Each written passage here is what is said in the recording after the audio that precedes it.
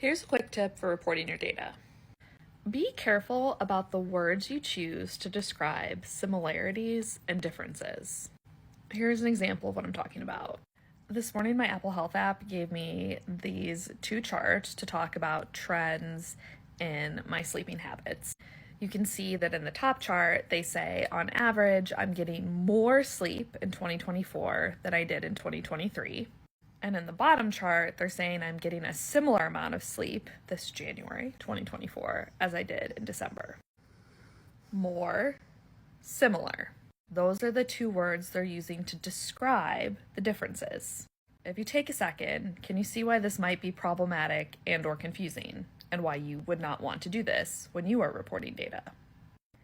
In this instance, the difference between them describing something as more sleep and similar amount of sleep is 7 minutes. 7 minutes. It's honestly, I'm flabbergasted that 7 minutes could mean the difference between more and similar. Now, this is probably inconsequential for Apple. And maybe they have some rule here that's if it's greater than 5 minutes difference, then now we're considering it more. Would be nice if they shared that with us, but whatever. But for you, in your reports, when you're sharing data, you don't want to unlock these questions in people's minds because they're not positive reflection questions to help them dig deeper into the data or have future wonderings about more studies or research or data you could collect. They're questions about whether or not you really know how to analyze and interpret this data, right? Because I'm reading that thinking, does Apple not know the difference between more and similar? You don't want people reading your report thinking that.